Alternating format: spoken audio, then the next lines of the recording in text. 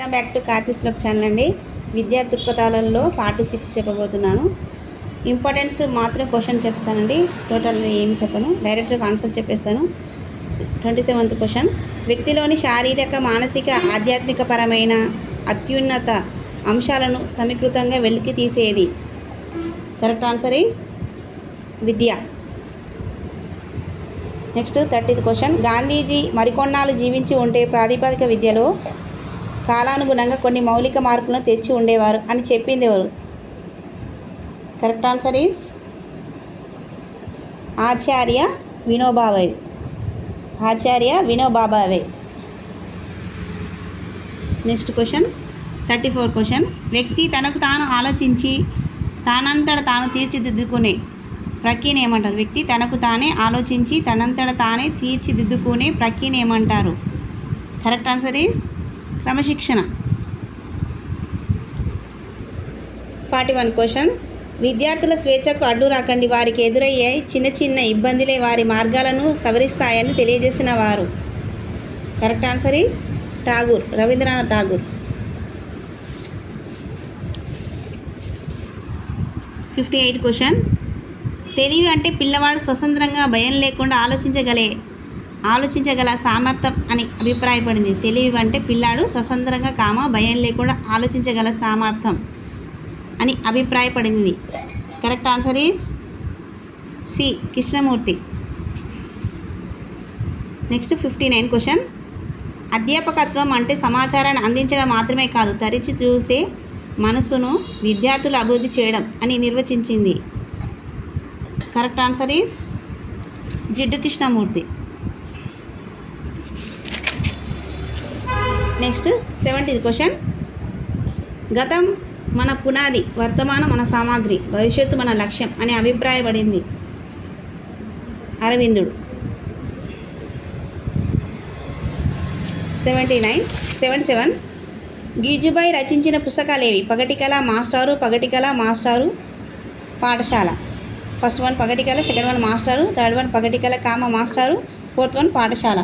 Correct answer is పగటికల మాస్టారు. Next 79 ఉపాధ్యాయుడు ఒక ఉద్దండ పండితుడు కాకపోయినా పర్వాలేదు, కానీ పిల్లలను ఆదరించి వారి వ్యక్తిత్వ వికాసానికి తగిన కృషి చేసేవాడిగా ఉండాలన్నది?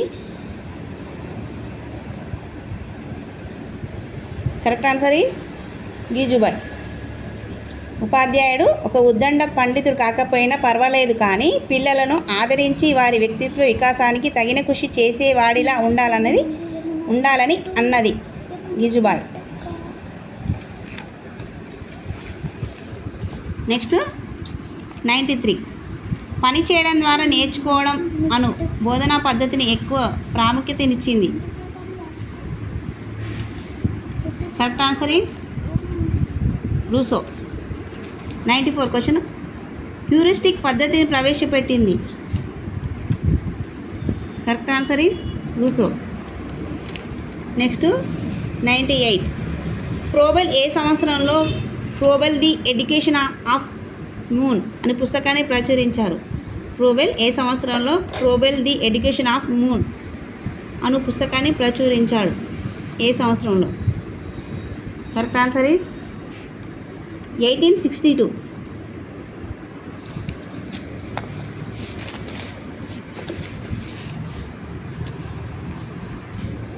నెక్స్ట్ 101 ఫ్రోబెల్ రూపొందించిన కిండర్ గార్డెన్ పాఠశాలల్లో ఏ పద్ధతుల ద్వారా శిక్షణ ఇవ్వడం జరుగుతుంది?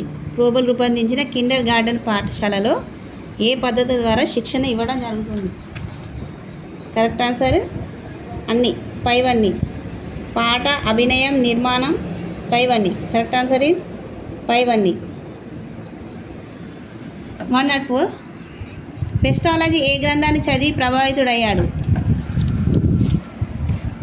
పెస్టాలజీ ఏ గ్రంథాన్ని చదివి ప్రభావితుడయ్యాడు? Correct answer is the